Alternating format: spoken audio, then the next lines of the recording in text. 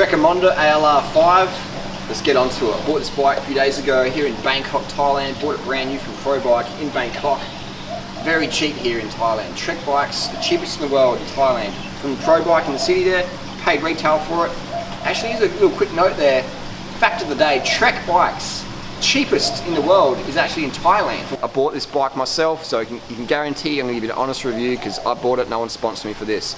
It's a great bike. I see this bike as probably the bike people are going to buy next year at the Thai Fruit Festival because it's incredible value here in Thailand. The Trek 1.1 and 1.2 was the most common bike we sold this year and last year, but I think for the extra bickies, extra vegan bickies, the ALR4 or the Emonda ALR5 is going to be hard to beat. Performance value package is a great bike. It will fit larger tyres. It comes spec with 23mm tyres, but I would say the bike would be better if it had 25s in it. It comes spec with a 28 cassette. I would say the bike is better with a 32, especially if you're like me and you like riding up mountains and going on steep exploration adventure rides where you want to go up anything.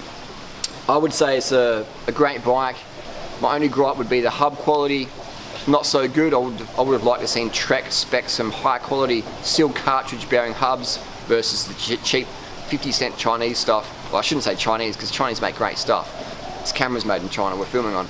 But it's just a cheap, gritty hub bearing, which I feel is a waste of engineers' time. It's a waste of mechanics' time installing it on such a nice bike. I would love to see Trek follow other companies and put a steel cartridge bearing in there.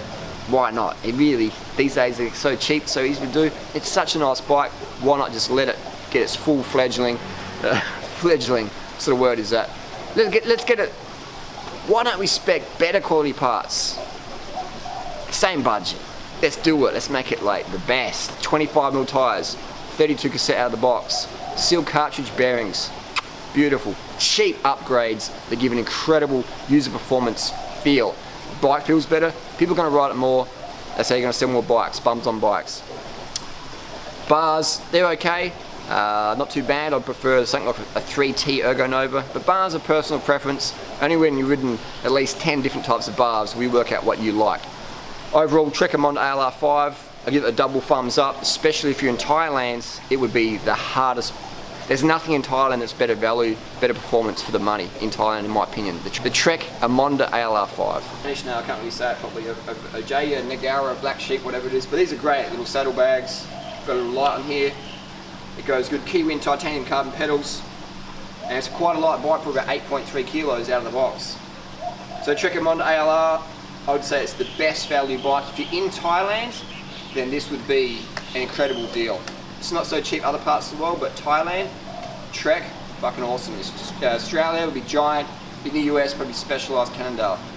But the Trek's incredible value here in Thailand. And the paint job finish is incredible. I would say Trek is the #1 bicycle company on the planet at the moment in terms of large produced bikes. The finish is incredible. The paint colours, the schemes, fucking awesome. Someone at Trek's doing a great fucking job. I'm pretty sure these are coming out of the Giant factory in Taiwan because Giant make most of the bikes for Trek and Colnago, Cervelo, etc. But the finish is just incredible. Beautiful, deep, rich colours. And recently I put out a cycling ebook. If you want a copy, down below, it's a buyer's guide. It gives you all the tips and tricks to get into cycling. Even good for experienced riders as well, about training with power meters, etc. But the Emonda ALR5 does make it on my final list. So if you want to get a copy of my buyer's guide, click in the description down below. Give this video a thumbs up if you hate Trek, and give this video a thumbs down if you love going up hills. We'll see you on the road. One more thing maybe?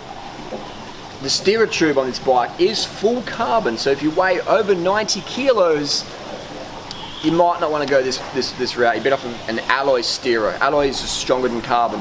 Also, if you do purchase this bike, I'd recommend investing in a little torque wrench, again for about 20-30 bucks. It's pretty small, and make sure you're aware that carbon can be crushed very easily. So make sure you have the right spaces in there. A little bit, 5 minutes the shop can help you set that up. And have a torque wrench. Always use a torque wrench on carbon steerers or carbon bars or carbon seat posts. But if you're over 90 kilos, in my opinion, I don't recommend any carbon steerer, any carbon bar, road picker bar, or any carbon seat post. That's my opinion there. Welcome to debate that down below in the comment section. But this bike would suit people under 90 kilos. Obviously it depends on your riding style as well. But with carbon product, you don't want to be aggressively riding over bumps and gutters and stuff like that, because carbon simply isn't as strong as aluminium weight for weight.